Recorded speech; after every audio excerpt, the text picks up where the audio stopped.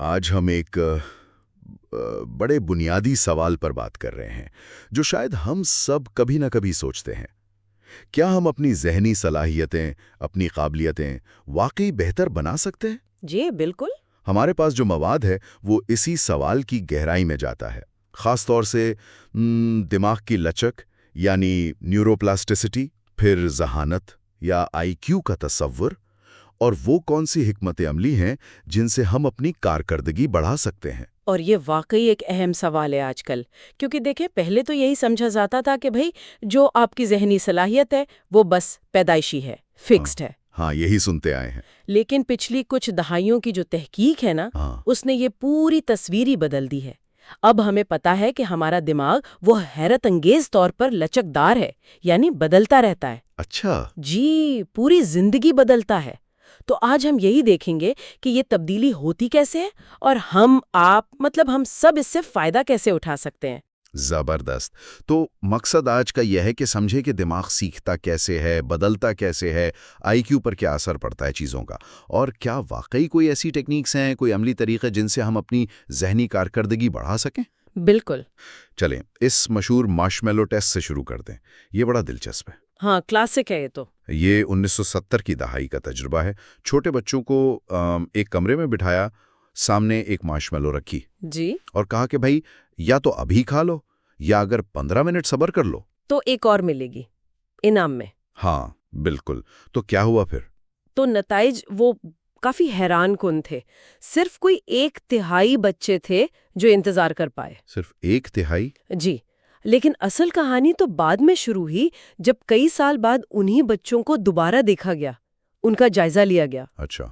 تو پتا چلا کہ جن بچوں نے وہ 15 منٹ انتظار کیا تھا نا، وہ اپنی بعد کی زندگی میں، تعلیم میں، کیریئر میں، یہاں تک کہ صحت کے معاملے میں بھی ان بچوں سے بہتر تھے۔ جنہوں نے فوراً کھا لی تھی؟ جی، جنہوں نے فوراً مارشمیلو کھا لی تھی۔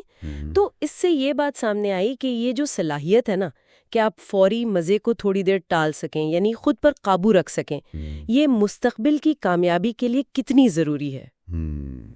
یہ خود پر قابو والی بات تو سمجھ آتی ہے، لیکن کیا دماغ خود بھی بدل سکتا ہے؟ مطلب یہ صلاحیتیں بہتر ہو سکتی ہیں؟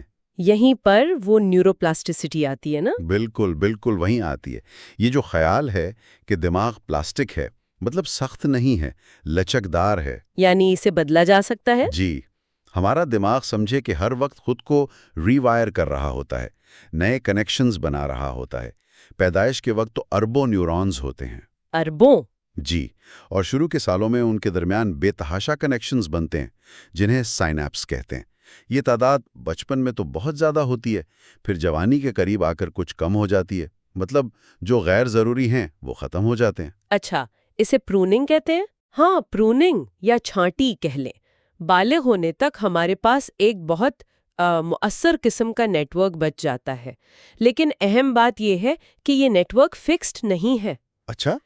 جب بھی ہم کچھ نیا سیکھتے ہیں، کوئی نئی عادت ڈالتے ہیں یا کسی ہنر کی مشق کرتے ہیں، تو جو متعلقہ راستے ہیں دماغ میں وہ مضبوط ہوتے ہیں، نئے کنیکشنز بھی بن سکتے ہیں۔ سچ میں؟ جی، اور کچھ حصوں میں تو نئے نیورونز بھی بنتے ہیں، خاص طور پر ہپوکیمپس میں جو یادداشت کے لیے اہم ہے۔ اس کی ایک زبردست مثال وہ پال باہ ریٹا کا کام ہے۔ وہ کون تھے؟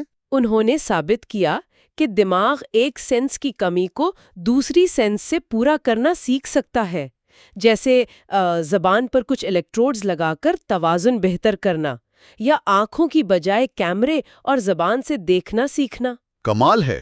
تو مطلب یہ ہوا کہ جو ہم کرتے ہیں، جو تجربے حاصل کرتے ہیں، وہ سیدھا ہمارے دماغ کی ساخت بدلتے ہیں۔ بالکل، براہ راست۔ عادت بننا بھی اسی کی مثال ہے۔ شروع میں ہمیں سوچ کر کرنا پڑتا ہے، پھر مشق سے وہ خود بخود ہونے لگتا ہے۔ جیسے ٹائپنگ یا گاڑی چلانا۔ بالکل، یہ دماغ میں راستے پکے ہو جانے کی وجہ سے ہے۔ اسی طرح جب ہم کسی چیز کی بہت مشق کرتے ہیں، جیسے پیانو بجانا، تو نیورونز کے گرد ایک تہہ ہوتی ہے، مائلین، وہ موٹی ہو جاتی ہے۔ اچھا، اس سے کیا ہوتا ہے؟ اس سے سگنل تیز اور بہتر طریقے سے جاتا ہے۔ تو خلاصہ یہ کہ دماغ وہ ہر وقت سیکھنے اور ماحول کے حساب سے خود کو ڈھالنے کے لیے تیار رہتا ہے۔ اگر دماغ اتنا لچکدار ہے تو پھر آئی کیو کا کیا؟ کیا ہم اپنا آئی کیو بھی بڑھا سکتے ہیں؟ عام طور پر تو لگتا ہے کہ وہ بس جتنا ہے اتنا ہی رہتا ہے۔ یہ تھوڑا پیچیدہ سوال ہے۔ دیکھیں، آئی کیو پر جینز کا بھی اثر ہے اور ماحول کا بھی۔ دونوں کا؟ جی، ایک بڑی دلچسپ چیز ہے فلن ایفیکٹ۔ فلن ایفیکٹ؟ وہ کیا ہے؟ اس کا مطلب ہے کہ پچھلی صدی میں، خاص طور پہ 1930s کی دہائی کے بعد سے دنیا بھر میں اوسط آئی کیو میں مسلسل اضافہ دیکھا گیا ہے۔ اچھا، کیوں؟ کئی وجوہات ہو سکتی ہیں۔ بہتر تعلیم، بہتر خوراک اور شاید زیادہ پیچیدہ ماحول جیسے ٹیکنالوجی وغیرہ۔ ایک ماہر ہے رچرڈ نسبٹ، ان کا نظریہ ہے ماحولیاتی ضرب کا۔ وہ کیا کہتا ہے؟ وہ کہتے ہیں کہ اگر کسی میں تھوڑی سی بھی جینیاتی طور پر کوئی خوبی ہو، جیسے تجسس، تو اچھے ماحول میں اس کا اثر کئی گنا بڑھ جاتا ہے۔ دلچسپ۔ اور سماجی و اقتصادی حیثیت کا فرق تو صاف نظر آتا ہے۔ جن خاندانوں میں وسائل زیادہ ہیں، تعلیم بہتر ہے، ان کے بچوں کا اوسط آئی کیو زیادہ ہوتا ہے۔ اور وہ گود لینے والی مثال؟ ہاں، وہ بھی ہے کہ اگر کم آمدنی والے خاندان سے بچہ گود لے کر بہتر وسائل والے خاندان میں جاتا ہے تو اس کے آئی کیو میں اکثر اضافہ دیکھا گیا ہے۔ تو کیا کچھ خاص چیزیں کر کے آئی کیو بڑھایا جا سکتا ہے؟ آپ نے 2013 کے ایک ریویو کا ذکر کیا تھا۔ جی، اس ریویو میں کچھ چیزیں مؤثر پائی گئیں، لیکن خاص طور پر ان بچوں کے لیے جو پہلے سے کچھ محرومی کا شکار تھے، جیسے حمل کے دوران اور بچپن میں اچھی غذائیت، خاص کر فیٹی ایسڈز، پھر اعلیٰ معیار کی ابتدائی تعلیم یعنی پری اسکول، بچوں کو کتابیں پڑھ کر سنانا، لیکن ایسے کہ وہ بھی شامل ہوں۔ اچھا، صرف سنانا نہیں، ان سے بات چیت کرنا، سوال پوچھنا اور والدین کو تربیت دینا کہ وہ بچوں سے بہتر بات چیت کیسے کریں۔ ان چیزوں سے آئی کیو میں کچھ پوائنٹس کا اضافہ دیکھا گیا۔ لیکن یہ اہم ہے کہ یہ فائدے زیادہ تر ان بچوں میں تھے جو پہلے سے محروم تھے۔ بالکل، جو بچے پہلے ہی اچھے ماحول میں ہیں ان میں شاید اتنا فرق نہ پڑے۔ تو ہاں، آئی کیو پر اثر ڈالا جا سکتا ہے، ماحول بہت اہم ہے، لیکن یہ کوئی جادوئی فارمولا نہیں ہے۔ ٹھیک ہے۔ اچھا، تو اگر آئی کیو بڑھانے کے طریقے اتنے سیدھے نہیں تو ان برین ٹریننگ گیمز کا کیا؟ آج کل تو بہت چل رہے ہیں، دعویٰ کرتے ہیں کہ گیمز کھیلو اور ذہین ہو جاؤ۔ ہاں، یہ بڑا بزنس ہے۔ ان کا زیادہ تر دعویٰ 2008 کی ایک سوئس اسٹڈی پر مبنی تھا۔ اس میں کیا تھا؟ کرنے کی صلاحیت۔ تو پھر ٹھیک ہی دعویٰ کرتے ہیں؟ نہیں، مسئلہ یہ ہے کہ اس سٹڈی پر کافی اعتراضات ہیں۔ شرکاء کم تھے، سب ایک جیسے لوگ تھے، اور سب سے بڑی بات، بعد میں جب دوسروں نے یہ تجربہ دہرانے کی کوشش کی تو ویسے نتائج نہیں ملے۔ جی، 2013 کی ایک کوشش میں تو کوئی بہتری نہیں دیکھی گئی۔ تو اب زیادہ تر ماہرین یہی مانتے ہیں کہ یہ گیمز آپ کو انہی گیمز میں تو بہتر بنا دیتے ہیں۔ ہاں، وہ تو ہوتا ہے۔ لیکن یہ بہتری دوسری ذہنی صلاحیتوں میں منتقل نہیں ہوتی۔ دماغ کوئی پٹھا تھوڑی ہے کہ بائسیپ کی ورزش کرو تو ٹانگیں بھی مضبوط ہو جائیں۔ صحیح۔ اگر ان گیمز کا کوئی فائدہ ہے بھی تو وہ شاید اس وجہ سے کہ آپ توجہ دینا سیکھتے ہیں یا آپ کا خود پر اعتماد بڑھ جاتا ہے، نہ کہ آپ کی بنیادی ذہانت بڑھ جاتی ہے۔ سمجھ گیا۔ تو خلاصہ یہ کہ دماغ بدلتا ہے، ماحول آئی کیو پر اثر ڈالتا ہے، لیکن برین ٹریننگ گیمز شاید وہ جواب نہیں جو ہم ڈھونڈ رہے ہیں۔ تو پھر ہم اپنی موجودہ صلاحیتوں کا بہتر استعمال کیسے کریں؟ یہاں وہ علمی ملٹی پلائرز آتے ہیں۔ پہلا ہے گروتھ مائنڈ سیٹ۔ جی، یہ کیرل ڈویک کی بہت مشہور تحقیق ہے۔ ان کا کہنا ہے کہ ہماری کامیابی کا بہت زیادہ انحصار اس بات پر ہے کہ ہم ذہانت کے بارے میں سوچتے کیا ہیں۔ اچھا، کیسے؟ دو طرح کی سوچ ہوتی ہے۔ ایک فکسڈ مائنڈ سیٹ، یہ لوگ سمجھتے ہیں کہ ذہانت بس پیدائشی ہے، جتنی مل گئی اتنی ہی رہے گی، بدلے گی نہیں۔ اور دوسری ہے گروتھ مائنڈ سیٹ، یہ لوگ یقین رکھتے ہیں کہ ذہانت اور قابلیت کو کوشش اور محنت سے بہتر بنایا جا سکتا ہے، یہ پتھر کی لکیر نہیں ہے۔ اور اس سوچ کا فرق کیسے پڑتا ہے؟ زمین آسمان کا فرق پڑتا ہے۔ ڈویک نے تجربوں میں دیکھا کہ جب فکسڈ مائنڈ سیٹ والے لوگ، خاص طور پر بچے، ناکام ہوتے ہیں تو وہ سمجھتے ہیں کہ میں ہی نالائق ہوں اور ہمت ہار دیتے ہیں۔ وہ چیلنج سے ڈرتے ہیں کہ کہیں ناکام نہ ہو جائیں اور ان کی کم ذہانت ظاہر نہ ہو جائے۔ اس کے الٹ گروتھ مائنڈ سیٹ والے ناکامی کو سیکھنے کا موقع سمجھتے ہیں۔ اچھا، وہ سوچتے ہیں کہ اچھا، شاید میں نے کافی کوشش نہیں کی یا میرا طریقہ غلط تھا، چلو دوبارہ کوشش کرتے ہیں، کچھ نیا سیکھتے ہیں۔ وہ چیلنجز کو قبول کرتے ہیں کیونکہ انہیں پتا ہے کہ اسی سے بہتری آئے گی۔ یہ تو بہت ہی زبردست بات ہے۔ مطلب صرف اپنی سوچ بدلنے سے ہم سیکھنے اور مشکلات کا سامنا کرنے میں بہتر ہو سکتے ہیں۔ بالکل۔ اور ڈویک یہ بھی کہتی ہیں کہ بچوں کی تعریف کرتے ہوئے یہ کہنا کہ تم بہت ہوشیار ہو، اس سے بہتر ہے کہ کہا جائے تم نے بہت محنت کی۔ کیوں؟ کیونکہ ہوشیار ہونا ان کے کنٹرول میں نہیں لگتا، لیکن محنت کرنا ان کے کنٹرول میں ہے۔ اس سے وہ سیکھتے ہیں کہ کوشش اہم ہے۔ پال ٹفٹ جیسے لوگ بھی یہی کہتے ہیں کہ اصل کامیابی IQ سے زیادہ گرٹ پر منحصر ہے۔ گرٹ یعنی ہمت، ثابت قدمی، تجسس، اور یہ چیزیں اکثر مشکلات کا سامنا کرنے اور ان پر قابو پانے سے پیدا ہوتی ہیں۔ تو پہلا ملٹی پلائر ہوا گروتھ مائنڈ سیٹ، یہ یقین کہ ہم بہتر ہو سکتے ہیں۔ دوسرا کیا ہے؟ دوسرا ہے ڈیلیبریٹ پریکٹس، یعنی دانستہ مشق۔ یہ تصور اینڈرس ایرکسن کا ہے۔ اینڈرس ایرکسن؟ جی، ان کا کہنا ہے کہ کسی بھی فیلڈ میں جو لوگ ایکسٹرا آرڈنری ہوتے ہیں نا، وہ پیدائشی طور پر زیادہ ٹیلنٹڈ نہیں ہوتے، ضروری نہیں، بلکہ انہوں نے ہزاروں گھنٹے ایک خاص قسم کی مشق کی ہوتی ہے۔ خاص قسم کی؟ عام مشق سے الگ؟ بہت الگ۔ یہ صرف وقت لگانا نہیں ہے۔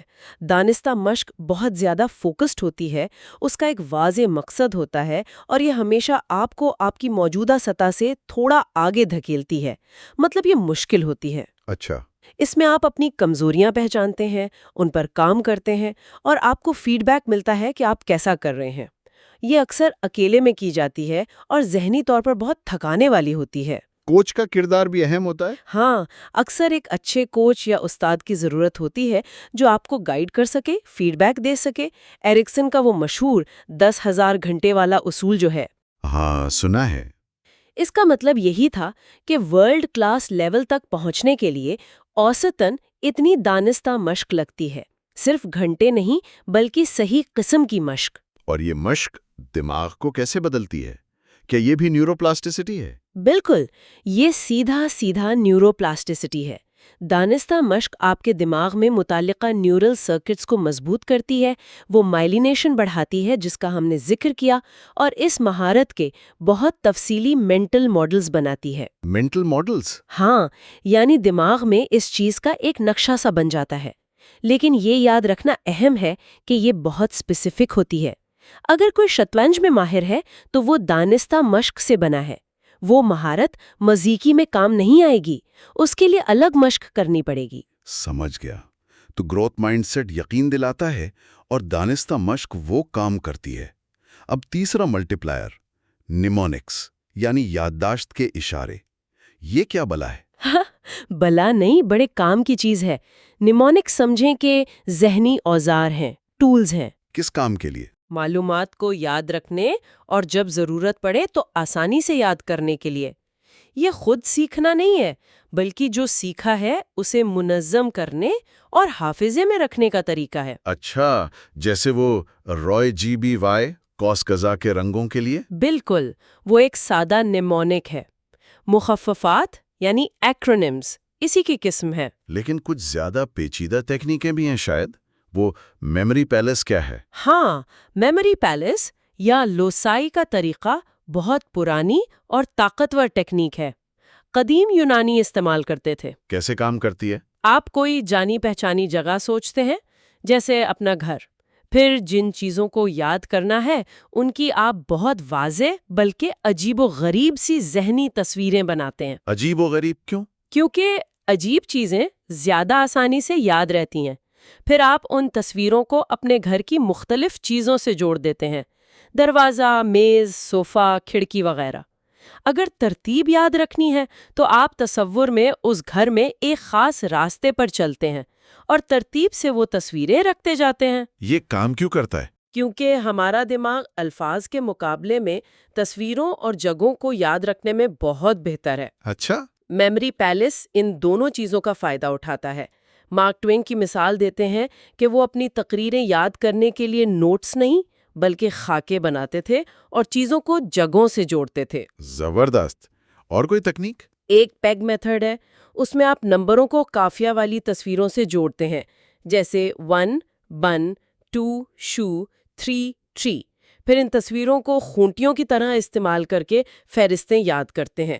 یا آپ گانوں کی دھنوں کو استعمال کر سکتے ہیں۔ کیا لوگ واقعی ان سے بہت کچھ یاد کر لیتے ہیں؟ او بالکل، آپ میموری چیمپئن شپ کے مقابلوں کو دیکھیں ذرا، لوگ تاش کے پتے، کئی ڈیکس، ان کی ترتیب یاد کر لیتے ہیں، ہزاروں نمبر یاد کر لیتے ہیں۔ کیسے؟ وہ اسی طرح کی تکنیکیں استعمال کرتے ہیں۔ ایک صاحب ہے جیمز پیٹرسن، انہوں نے یونیورسٹی میں یہ سیکھا اور پھر مقابلوں میں حصہ لینے لگے۔ وہ ہر نمبر کے لیے 0 سے 1000 تک ایک منفرد تصویر یاد رکھتے ہیں، پھر ان تصویروں کو اپنے میموری پیلس میں سجا دیتے ہیں۔ کمال ہے۔ وہ بیلک بائز کالج والی مثال بھی تھی؟ جی، وہاں کے طلباء اے لیول امتحانات کی تیاری کے لیے یہ ٹیکنیک استعمال کرتے تھے۔ ایک طالبہ تھی، اس نے نفسیات کے سارے نوٹس یاد کرنے کے لیے ایک پورے کیفے کو اپنا میموری پیلس بنا لیا تھا۔ واہ! لیکن کیا یہ صرف رٹا نہیں، مطلب سمجھنے کا کیا؟ یہ بہت اہم نکتہ ہے۔ نیمونکس سمجھنے کا متبادل نہیں ہے، پہلے آپ کو چیز کو سمجھنا ہے۔ صحیح۔ نیمونکس صرف اس سمجھی ہوئی معلومات کو دماغ میں اس طرح سے فائل کرنے میں مدد دیتے ہیں کہ جب ضرورت ہو آپ آسانی سے اسے نکال سکیں، جیسے کمپیوٹر میں فائلیں منظم کرنا۔ اچھا، تو یہ ریٹریول یعنی یاد کرنے میں مدد دیتے ہیں۔ بالکل، اور جب آپ بار بار اس معلومات کو استعمال کرتے ہیں تو وہ ویسے ہی پکی ہو جاتی ہے، پھر شاید نیمونک کی ضرورت بھی نہ رہے۔ دماغ اسے چنک کر لیتا ہے، مطلب ایک ہی یونٹ بنا لیتا ہے۔